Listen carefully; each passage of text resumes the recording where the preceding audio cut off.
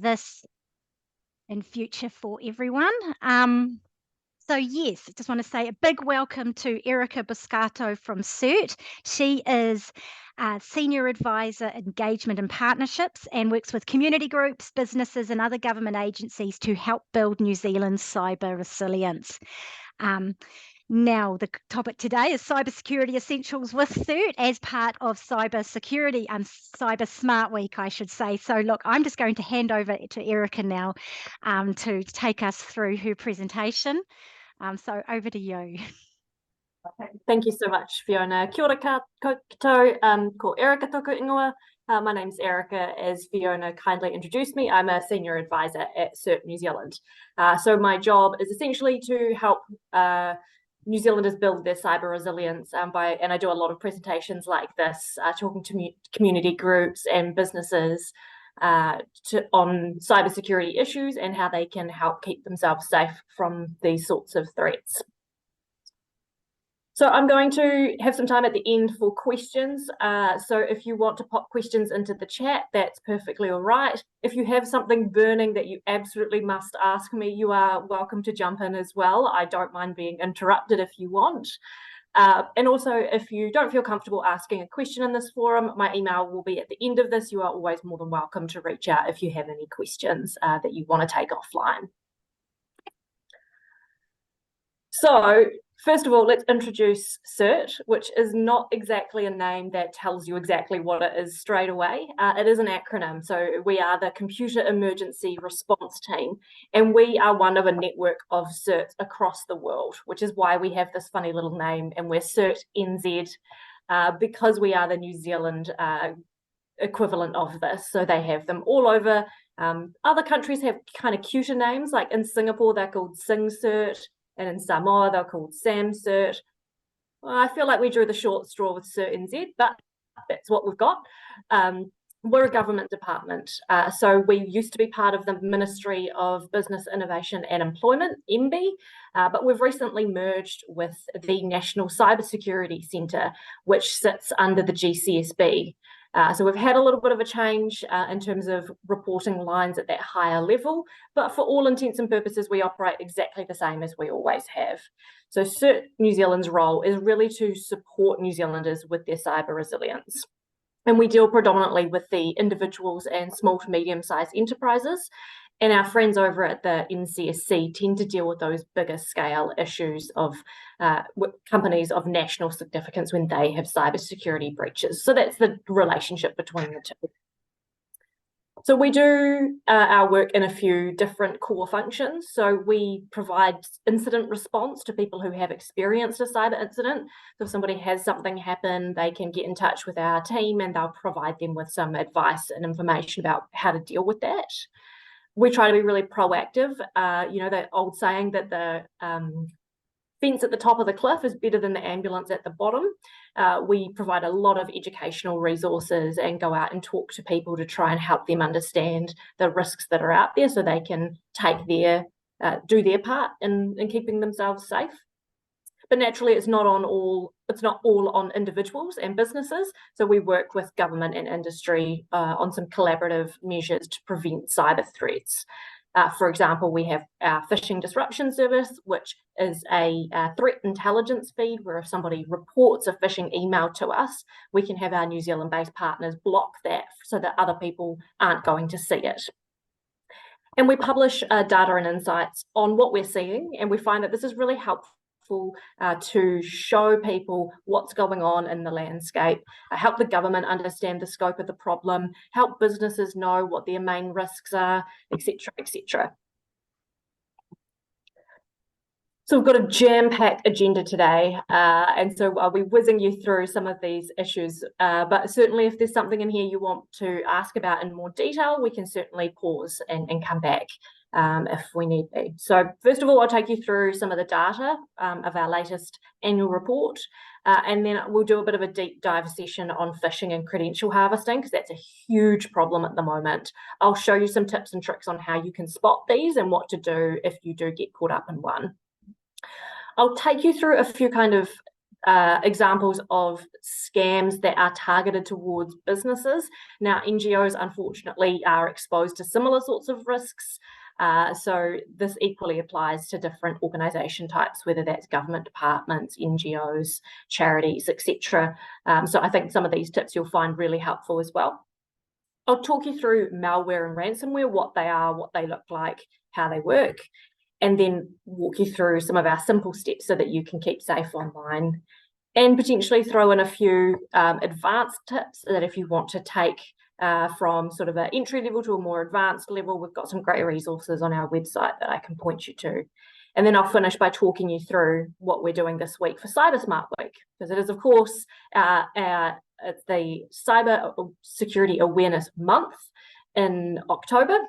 And this week is our Cyber Smart Week. And we've done something quite new and different. So it's really helpful to be able to explain to people why we did that and why are they seeing these weird posters everywhere. So let's talk about what we're seeing in the cybersecurity landscape first, just to give you a bit of a snapshot of what CERT New Zealand sees. I will caveat this quite heavily that this is a snapshot. So we know that this really only represents a fraction of the true cybercrime out there. This is just what's reported to us. There are other places where things can be reported, and of course, a lot of people don't report losses. There's still quite a significant misplaced stigma or shame around being a victim of a cyber incident, and a lot of people don't come forward. But we did receive over 8,000 incidents reports last year, and of those 8,000 or so reports, there was an estimated $20 million in losses. That $20 million is just a fraction. So we know from the banking industry, they said that their customers had lost $183.5 million in a 12-month period. So what we're seeing is probably a tenth. And then again, the banks, that's not everything, that's only reported. So that's probably even bigger still. So we're talking hundreds of millions of dollars lost every year to cyber incidents. And one of the main ones that we see that is really problematic is phishing and credential harvesting. They actually make up over half of all the incidents that are reported to CERT, which is why we're going to have quite a specialty focus on them, because they are so problematic. In terms of our most reported incidents, we can see that phishing and credential harvesting is right there up the top as the biggest one. It actually makes up more than the rest of them put together. But fraud and scams are the second highest. And I think that's quite interesting, because if you think about, well, what's a fraud and what's a cyber incident? The way I think about it is that a cyber incident results in, it's the point of compromise that results in a fraud or scam that then causes a financial loss. So there's a bit of blurring between those terminologies. And of course, we would see that some scams involve phishing and credential harvesting. So there's a bit of overlap as well between some of these categories. What's really interesting, you're probably looking at the pink line and going, oh my goodness, what happened in 2020 and 2021? No, it wasn't anything to do with COVID. It was to do with a particularly nasty malware called Flubot that came from overseas and infected a lot of phones and spread itself. And we received a huge jump in reports about this particular malware. Really fortunately, thanks to some international overseas law enforcement activity, it was shut down and it didn't actually cause any harm that we know of to New Zealand consumers, but a really good lesson in terms of being aware and responsive, because it's only a matter of time before these sorts of things do potentially target New Zealanders. You can see as well that year on year, we're looking at increases most generally. Other than malware, which has this weird blip, the rest of them are tracking up. So the problems are continuing, and they are indeed getting worse.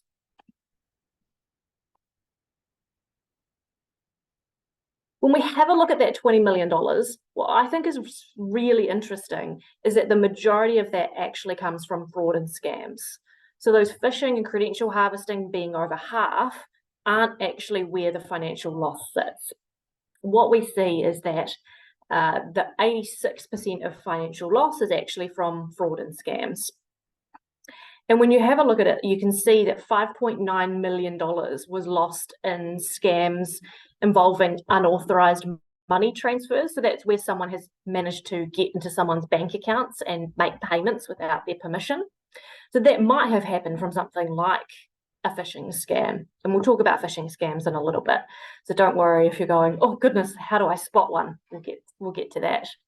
But the other 2/3 of it are actually from people being tricked into sending their own money to a scammer. And this is more and more of a problem because the scammers have found out that it's much easier to hack the person than it is to actually hack the bank system or whatever system they're trying to get access to. So more and more the things that are really hurting everyday Kiwis are the things where they are using manipulation techniques to trick us. We are being conned, and a lot of cybercrime is much more about offending against a person than trying to take advantage of a system. All right, let's talk about phishing and credential harvesting because it is really, really common. It's everywhere at the moment. I get text messages and emails probably every week that are phishing and credential harvesting attempts, but that actually, the great news is that there's some really simple tips that I can share with you to help you spot these. So what is phishing? To begin with, phishing is just the practice of sending out fraudulent messages to, usually they're sent out en masse, to a whole bunch of different people. And the scammer is pretending to be from a reputable person or business, and they're trying to get you to do something. Usually they're asking you to click on a link that may direct you to enter some payment credentials, maybe your credit card details or your internet banking login, or they might be asking you to put in some personal information, which can then, they can then use that personal information for nefarious purposes. But what we've found is that phishing is so problematic because it's often the first line of compromise that leads to more disruptive attacks. And we'll see about this in a little bit when we talk about malware and ransomware. But even from the simple examples I've already talked to, some of these fraud and scams where someone's getting into your bank account are likely caused from phishing. So it's pretty scary stuff. And it can actually be tremendously disruptive to organizations. So we know, for example, Latitude Financial Services, they were involved in a phishing scam, unfortunately, where their staff member accidentally put their login credentials into a fake site, and that scammer obtained those credentials and used it to log into the actual Latitude systems and steal a lot of personal information held by Latitude and some of its related entities. So this was a massive privacy breach, and I'm sure you all appreciate in the area that you work, that personal information of a financial nature or of about family relationships or about health is incredibly sensitive, and so the disruption here can be quite significant. So in the instance of Latitude Financial, they actually had copies of people's driver's licenses, which they could then use to impersonate them to do more crime against those people. So tremendous breach of privacy. It had to be reported to the Privacy Commission, and a lot of damage to their reputation resulted. They were quite fortunate that their operations continued. That unfortunately was not the case for the Waikato DHB, who experienced a ransomware attack, likely from phishing, but they've never officially confirmed what the cause was. They had to tremendously reduce their operations during that period where they had to restrict access to their ED. This was in around May 2021 off the top of my head. So it was right in the middle of the global pandemic. Terrible timing for health services to not be fully operational. Had tremendous impacts in terms of people not being able to get their COVID test results, all the way through to people not even being able to have their ACC claims assessed for lack of information. That was all tied up in that. So it can be really, really disruptive. Everything from it's a couple of maybe a few dollars or a few $100 if you get caught up in it personally, all the way to these like very, very impactful outcomes for large organizations. Let's work through some examples so that we can spot these and not get caught up in them. This first example is this particular type of phishing. It's called spear phishing. And what they do is they're impersonating your boss, trying to get you to take some sort of action. Often it involves buying vouchers or gift cards. I actually received this exact email last week, and I knew it was a scam. First of all, I got an email from someone I didn't know, just simply saying, "Are you free at the moment?" I thought that's a really weird way to start a conversation with someone I don't know. When I looked them up online, I found that they were actually the boss of my former colleague. So there was some sort of connection there, but I didn't personally know them. So that seemed very unusual.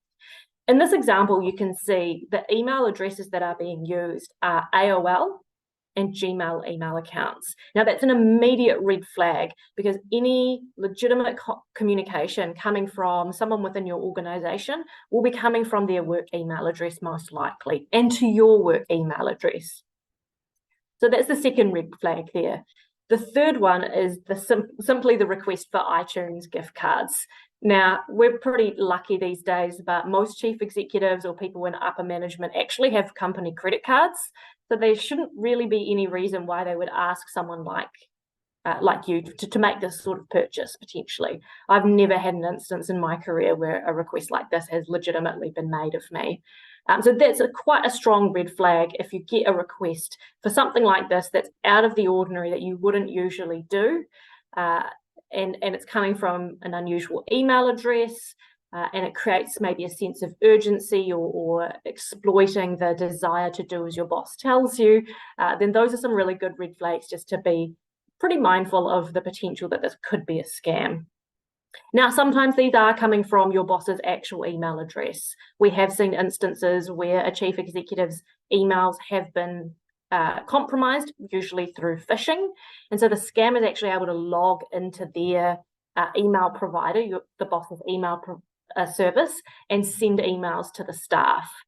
So, and the thing we need to keep in mind here is that you might spot it, but others around you might not. So it's really good to report these to make sure that your IT provider can block them and delete the emails so that nobody else falls victim to it too, and look at how they can work to prevent scams like this in the future coming through. The second example I've got is you probably have, I would think a bunch of the people in this room have probably seen this. I've received these emails myself, and you may have too. They've been doing the rounds for a couple of years now, but it's very, very common for scammers to impersonate government departments and send emails pretending to be the government department that you would have a legitimate interaction with, and asking you to take some sort of action. And these imitations are really, really good. These are some I sourced off the internet, but I have seen real scam emails from Inland Revenue, and I've compared those to my own emails that IRD have sent me, and they were almost identical. So in terms of looking at these on first blush, they may be more convincing than these examples, and they may look very legit. But the good news, as with our previous example, is there's some easy ways to spot that whether or not these are legitimate. The first of which is having a look at the email address that's sending it to you. So if you look at the NZTA example, it's pretty good. This is a pretty good imitation. No.reply. Yes, a lot of companies use no reply email addresses at nzta.co.nz. Well, NZTA is a government department. Any government department emailing you is going to be coming from govt.nz. So that's the red flag there, having a look at that. That doesn't match. It's a very, very close, and it would catch a lot of people, I think. But stopping and thinking and saying, is this the legitimate domain name for this government department or company is a really great way to check. And if you're not sure what their actual domain is, you can just jump on Google, find out and see if it matches. The IRD example was actually much easier. I'm not even going to try and pronounce that, but that is quite obviously not Inland Revenue's actual email address. Often they'll change the name, so the name, as you can see, says Inland Revenue. And if you hover your mouse over whatever that email address is, it will show you the email address involved. The second thing you can look at is what they are asking in the text of this. Often scams use a sense of urgency and a desire to comply with authority instructions. And you can see here that this is coming through in some of these, that they're asking you to do something straight away. You need to do this now. There is a sense of urgency there, which can be a red flag of a scam. The other thing we can see is where they're taking you to, which is in the example for the NZTA, you can see it says renew now. It doesn't actually show you where that's going to take you to, which is a bit of a problem. But same with email addresses. If you hover your mouse over that button, it will pop up with the full email, the full URL that it's going to direct you to. And you can see here it has the same problem as the email address, that it doesn't end in the domain that you would expect to see for that government department. The same with the IRD one. They've done a smart one here. They've got all the right words in here, but they're not in the right order. So review-office@refundupdate-ird.gov-nz.com. Pretty close, but if this is a legitimate website belonging to Inland Revenue, it will end in govt.nz, and this doesn't. So they're pretty good at putting the right words in, but if we just keep in mind that those URLs need to match, it's a really simple way of checking out whether these are legitimate or not. Let's talk about smishing. Smishing is basically phishing with text messages, SMS. And fortunately, this is actually going to start sounding repetitive. The same tips apply for emails as they do text messages. And you guys have probably received some of these text messages. I know I have.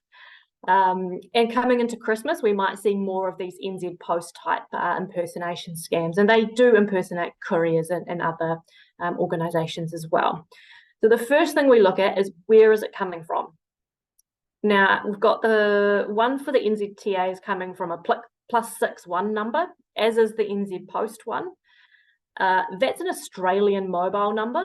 I don't think I know any New Zealand organisation that would be sending text messages from an Australian number, let alone an Australian mobile number. The one on the far side with the BNZ is coming from a New Zealand mobile number. But I also don't know any big organisation that sends text messages from mobile numbers either. The really easy rule of thumb here is that large organisations in New Zealand use short code services to send text messages. So it'll be a 3 or 4 digit number that is sending you these text messages. It should never be a mobile, either a New Zealand mobile or an international mobile. So that's a really easy rule to go, okay, these are immediately scams. The other thing we can see as well is having a look at those URLs. Now, some of these have been shortened, and it is possible to edit them. So we just need to be quite careful with these. But these ones here, again, the NZTA one has the right words in it, but it doesn't quite look how we would expect it to look. Same with the NZ Post. It does say NZ Post, but nzpost.life doesn't sound right. And then the BNZ one as well should end bnz.co.nz, not bnzauthDetails.com. So just having a look at those links, where is it taking me to? Is that the domain that I would expect to see for that organisation? And if it's not, my advice is always just don't click on it. Log into your banking or go to the NZTA website or go through a different channel, even call up their call centre if you're that brave to get the answer and to ask them if this is legitimate. If it's not, they'll be able to tell you that. So just a wee summary in terms of how you can spot and prevent some phishing scams. So we've talked through the email addresses when they send them to you, how you can check the URL on that and whether that matches. You can do the same in terms of text messaging. If it's coming from a mobile number, it's pretty safe to delete that as a scam. You can look at the URLs, both within emails and text messages. And always stop and think if you get something that you weren't expecting. If it's out of the blue, if it doesn't match your usual activities. So for example, if I got a text message asking me to renew my warrant of fitness, but I don't have a car, that's a really good indicator if it's a scam. Same with the NZTA toll style scam. So I live in Wellington. We don't have any toll roads here. So when I get that, I know it's immediately a scam because that's just not possible for me to have done that. Also have a think about how that organisation usually communicates with you. Have you received communication like that before? Is this typical or not? And if it's a bit different, just be a bit wary of it. And finally, be very careful if anything has come to you where they're asking you to proactively give information or do credentials. My rule for myself is that I only hand over my payment information if I initiated the contact. I don't do it in response to emails or text messages that have been sent to me. And it is really helpful to report these sorts of things. We do have services that we use to try and shut down phishing emails in particular. So you can mark these as junk or as phishing through your email provider, whether that's at work or personal. If you've got text messages, you can forward that message to 7726. That's the Department of Internal Affairs. They operate a digital messaging team who handle and shut down spam messaging, including text messages. And if you've received an email, particularly if it's a personal one, you can forward it through to us at CERT New Zealand, fishpond@ops.cert.govt.nz. If you've received one in your workplace setting, you might want to refer that to your IT team, and they can think about whether that needs to be reported to us as well. We're going to talk through some examples of scams that target businesses, but they also quite equally can affect other organisations of different makeups. But first of all, social media account takeovers can be pretty challenging for organisations to deal with. This is where a malicious actor, as we call them, might gain unauthorised access to a social media account, often from phishing. So if you have accidentally put your login details into a phishing site, a scammer has those details and is using them to log in to your social media. And this sounds pretty minor, but it can be really disruptive. And often what they'll do, these scammers, once they have control of your social media account, is they'll try and use that to defraud other people. And that is quite a risk reputationally. And if you have followers, then you don't want your platform to be used to take advantage of them. These are actually pretty easy to keep safe against, fortunately, with some very simple steps that we will go through in a little bit more detail in a few minutes. So our first recommendation is to use long, strong, unique passwords, to change your passwords periodically, and turn on 2FA if you have it on your social media accounts, and to be really conscious around the risk of phishing and on the lookout for those red flags that we were just talking about in terms of phishing scams. If your account is compromised, transparency is the best policy. It is always best to be really proactive and report the breach to the platform, and also to ask others to report. There is power in numbers, so if more people report it, there's a better chance that the platform will take action and shut it down. It is also a really good idea to let your customers know or your clients know so that they aren't defrauded by the person operating that account.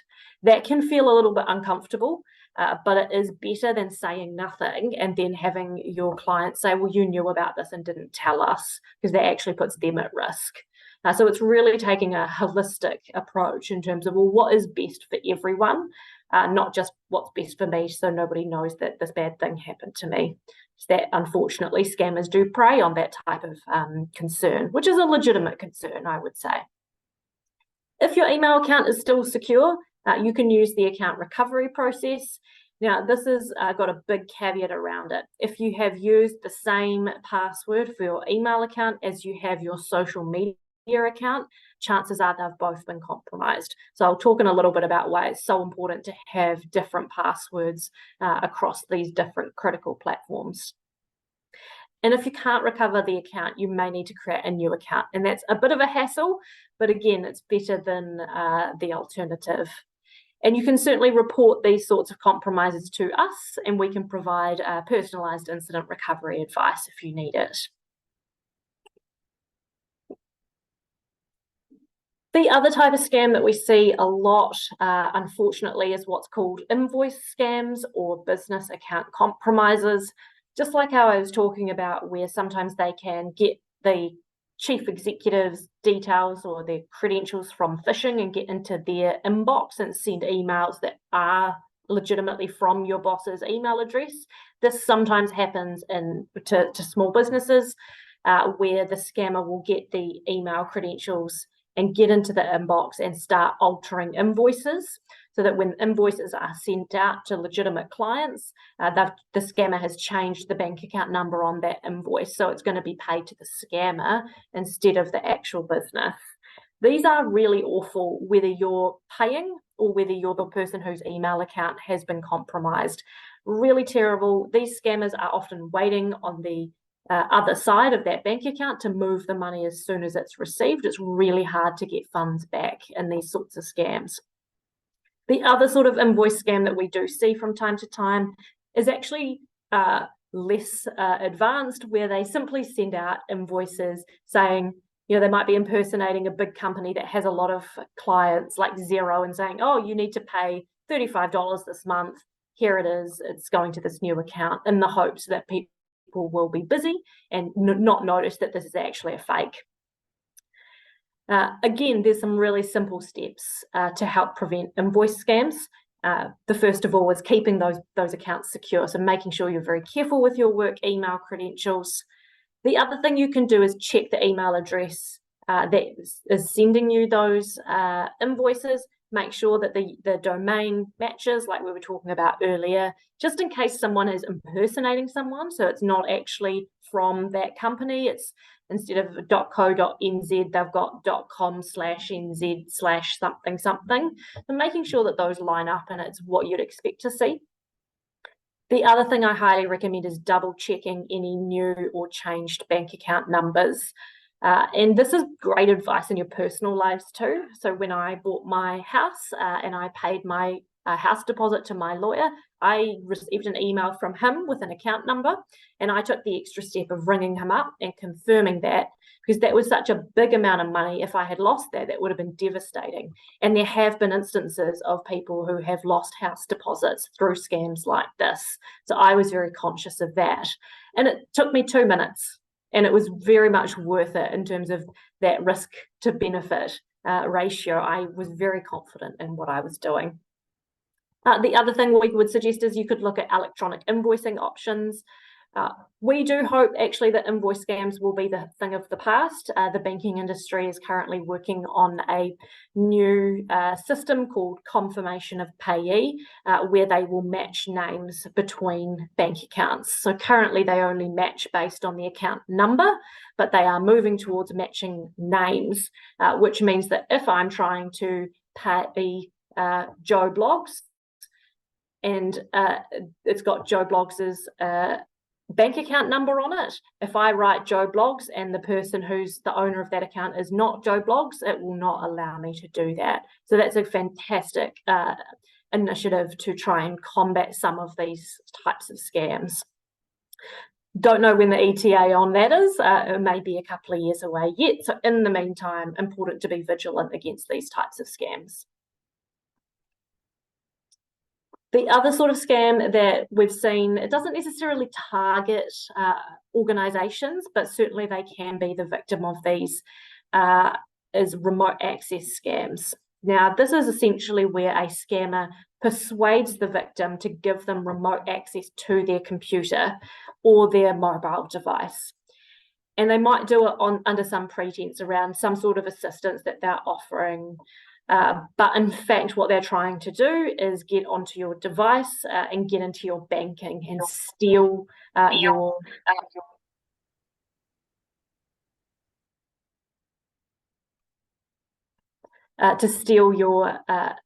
money, to get into your internet banking, steal your money, and that's a very difficult situation for people to deal with.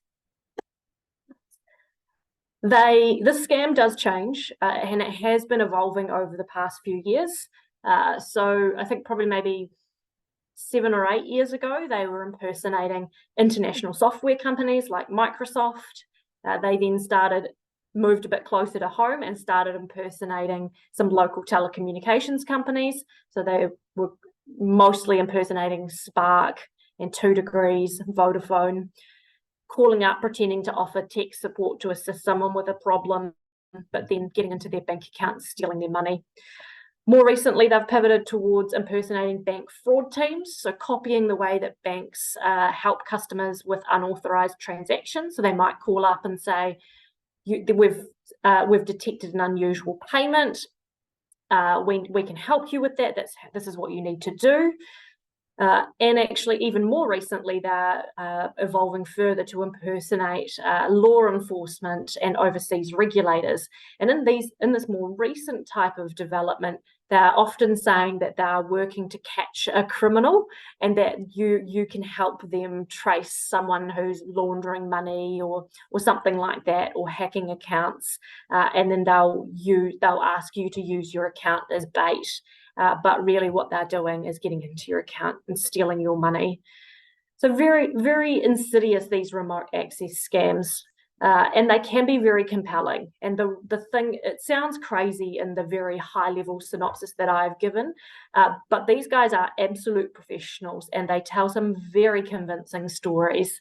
And as a country, we are relatively trusting, and we do want to do the right thing, and they are exploiting that. So very important just to call that out, that there's a high level of sophistication involved in these. So it is really anyone can fall victim. I've actually investigated cases involving judges, a judge who fell for a remote access scam. And that's not to say that it's inevitable, there's nothing we can do. Certainly some very intelligent people fall for them, but there are some simple tips that I'll share with you to help keep you safe. My first tip is similar to if you're giving out payment credentials, never give remote access to someone unless you've requested it first. And remote access software is really helpful for fixing legitimate IT problems. I use it myself relatively frequently, so I'm not suggesting that you don't use it at all.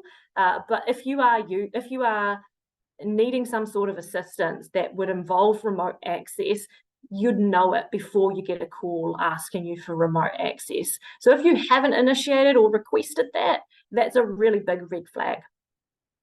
My second tip is to never access banking or any sensitive information during a remote access session.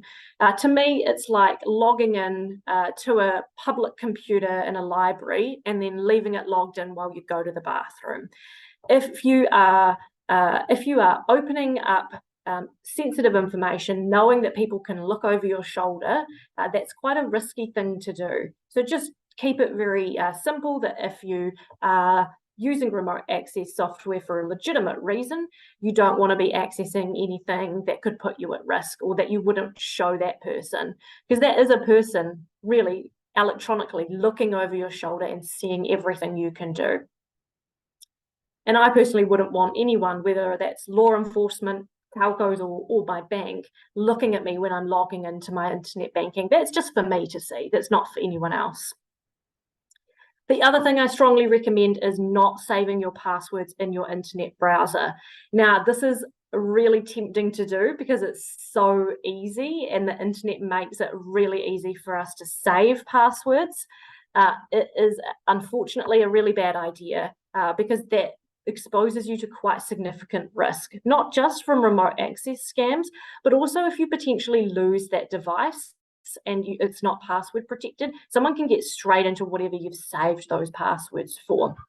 I actually come from a background in banking, and I can tell you that saving your passwords is a breach of your bank's terms and conditions. So if somebody did get in because you had saved it in your browser, your bank would not reimburse you for that loss. So that's a pretty scary thought, thinking that you've saved it. You might think, oh, well, the browser lets me, so it must be okay. Unfortunately, it's not. We can report remote access scams as well to help shut them down. So the phone number that's calling you from, you can report that to your telecommunications provider, and they are most likely part of a anti-scam code that's run by the Telecommunications Forum, where they will try and shut that phone number down so they can't call other people. You can, of course, report unauthorized transactions to your bank and they will investigate and hopefully reimburse you. And you can report the scam to us and we can see what we can do to assist to take it down too. Now let's talk about the big, scary ransomware and malware. They are actually relatively straightforward when we come to define them. So malware is malicious software. It is software that is designed to disrupt, damage, or gain access to your computer system. Essentially what it is it's those emails that you receive asking you to click on a link or download an attachment. Sometimes it can get in through portable devices like USBs. Organizations have really good policies for filtering out potentially malicious emails and for restricting the type of access you can have on your USBs. But it's also really important to be mindful of these sorts of things. If you receive an email from someone you don't know asking you to open an attachment and that doesn't appear to be connected to your business purposes, that's a really good red flag that this isn't legitimate. Ransomware is just a type of malware, but with a specific purpose. So it's financially motivated. It is a malware that is designed to seize up your whole system until you pay a sum of money.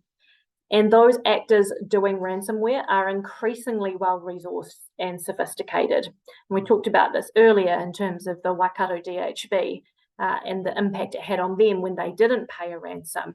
And generally speaking, ransomwares are really challenging because even if somebody is inclined to pay, there's no guarantee that that will unlock the system. And it can be followed by subsequent demands for further payment. You may have indicated unwittingly to the scammers that you're a soft touch and that you have the money and will be willing to pay.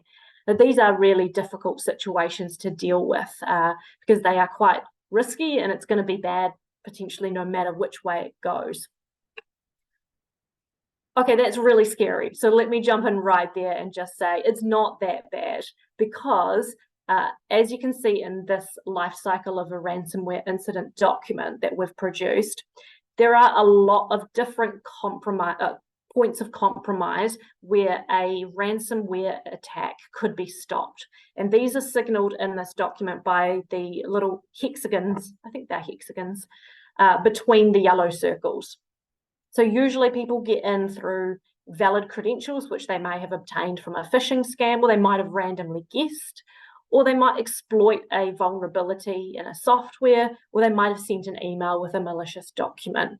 But as you can see, at each point, there's particular things that organizations can do and that individuals can do that will stop this sort of incident from succeeding.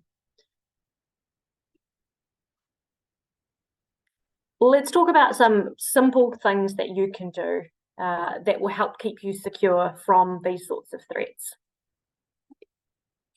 First of all, passwords.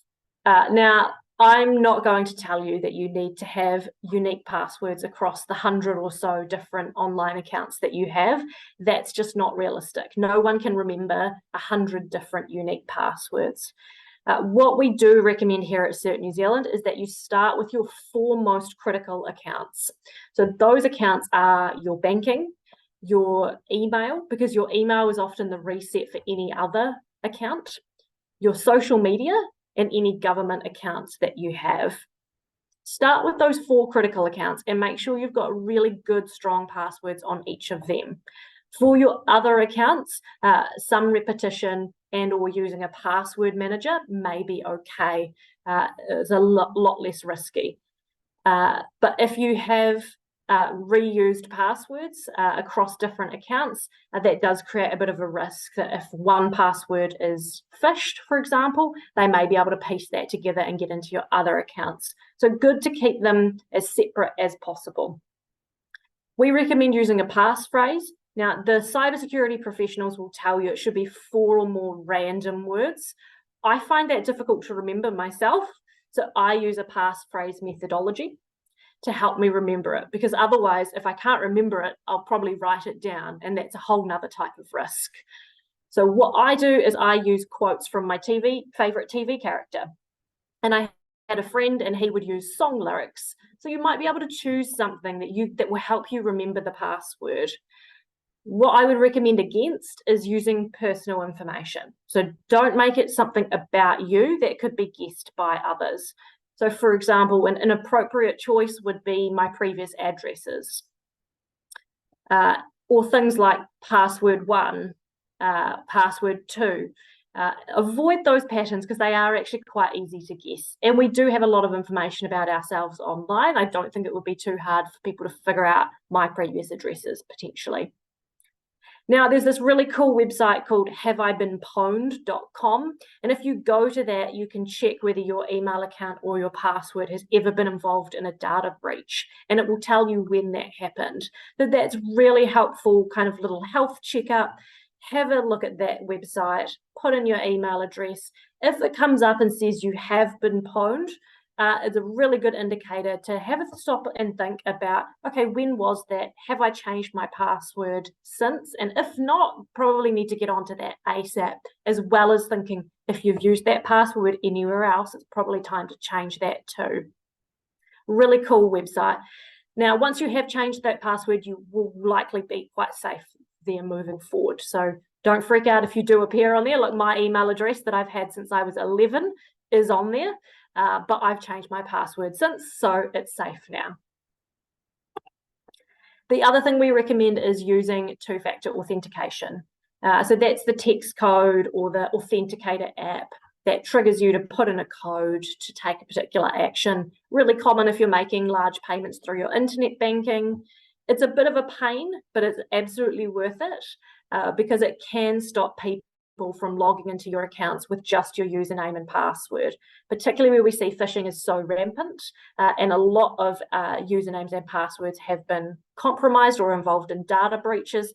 2FA, if it's turned on, means they can't get into that account unless they've also got that code, and so it stops a lot of phishing attacks very successfully.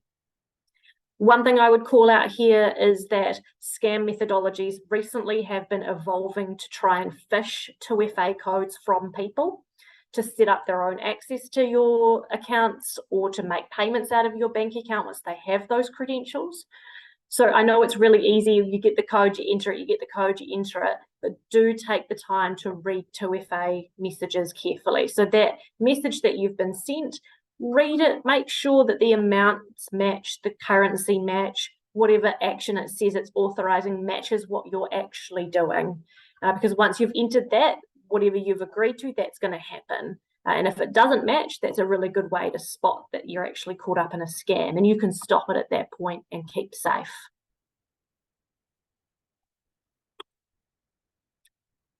Devices and app updates is another really critical way to keep yourself safe. And this is actually the easiest tip of all. Now, I'm going to admit I am totally guilty of this. When my laptop or my phone says, oh, there's an update or install ready, do you want to do it now or do you want to do it later?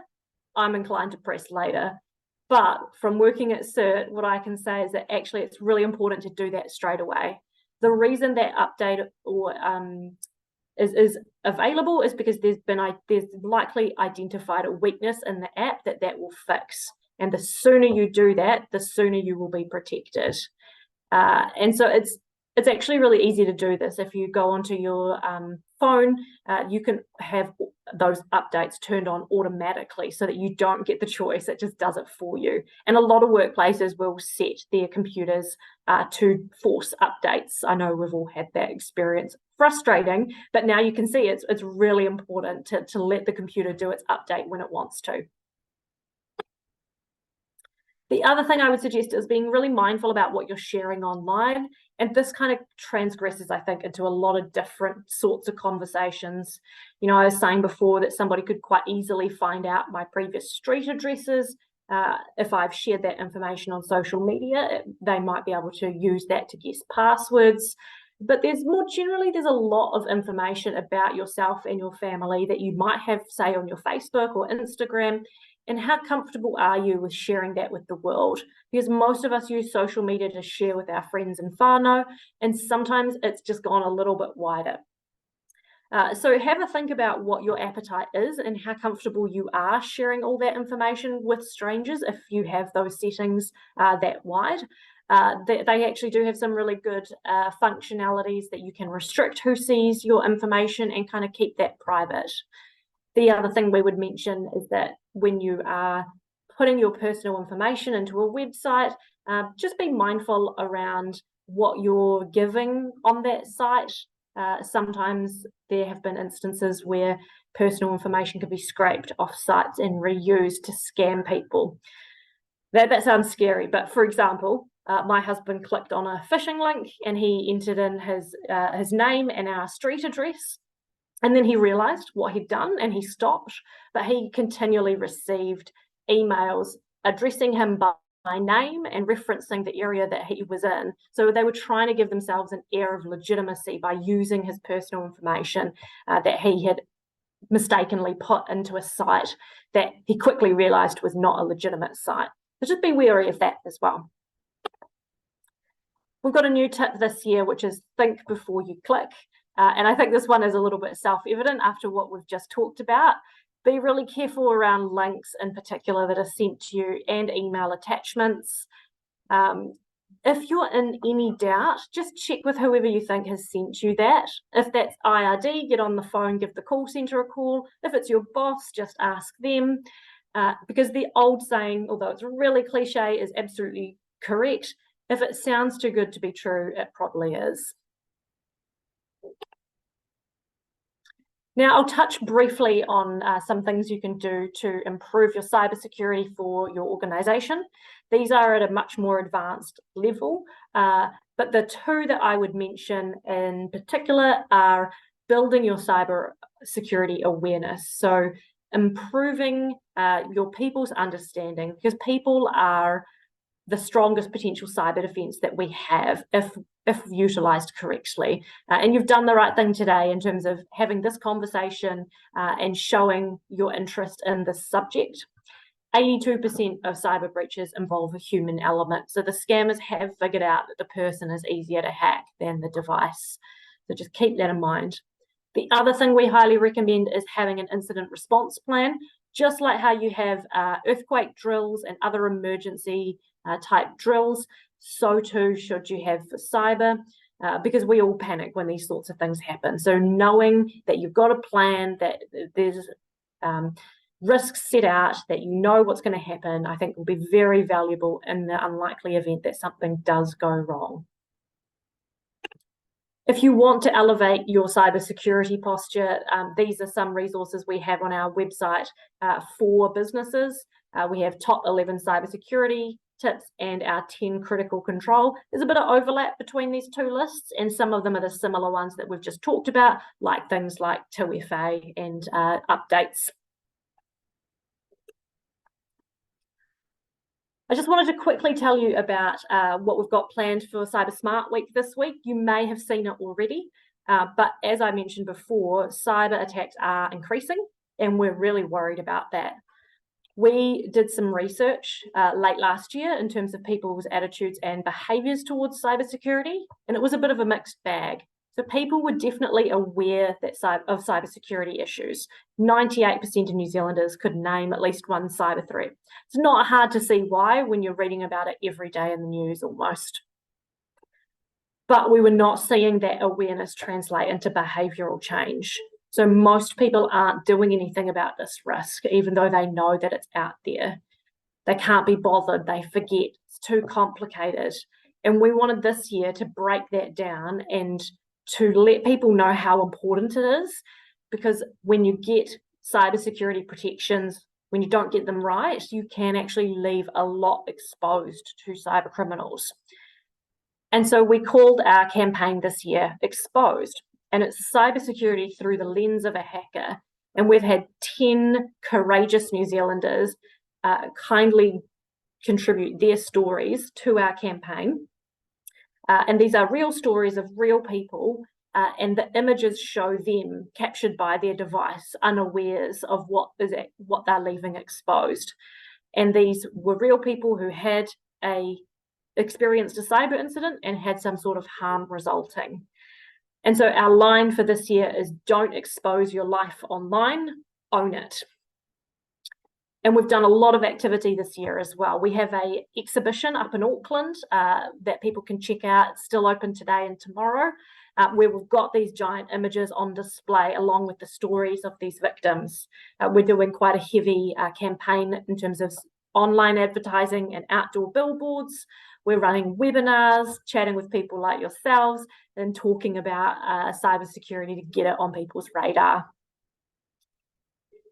The other thing that we're doing is we're launching a new platform to help us better communicate with consumers, because CERT New Zealand has a great reputation in dealing with businesses and other government departments, but unfortunately we weren't quite having the reach to the consumer audience that we wanted. So we've created a new website, Own Your Online, and this is where CERT New Zealand's consumer resources will sit for people to use to help increase their cyber resilience. And it's a very cool website with purple and teal, with a whole bunch of toolkits, resources, guides, quizzes, to help people build their own cyber resilience, to help them detect fraud and scams, to help them put some of those protections in place to keep them safe in the unlikely event they do get caught up in something.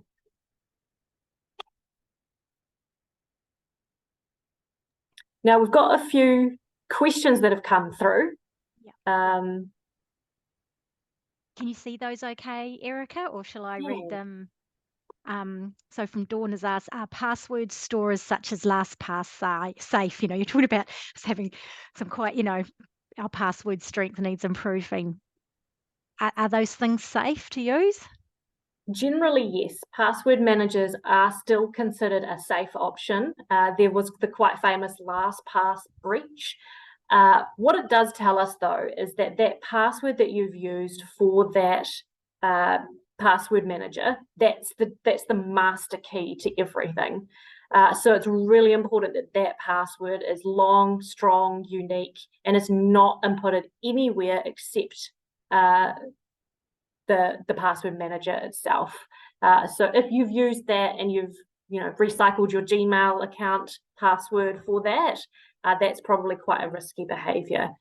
And naturally, since LastPass was breached, that does mean that anyone who is using that service needed to change their password. But they are generally considered a relatively safe option, notwithstanding that issue. Because they are robust in terms of assisting people to keep passwords secure without having to write them down in a book or something like that. It's like writing it in a book and putting it in a safe. It keeps it safer that there's an extra line of defense between someone getting that password.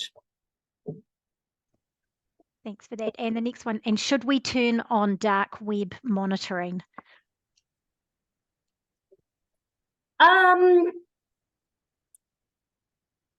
I'm not sure I can answer that question, unfortunately. Is that meaning to see if your employees are browsing on the dark web, or is whoever asked that able to elaborate a little bit on the context? Yeah, no, LastPass sent me a cyber security tip, and it said using multi-factor authentication, which you've talked about. Thank you, Erica.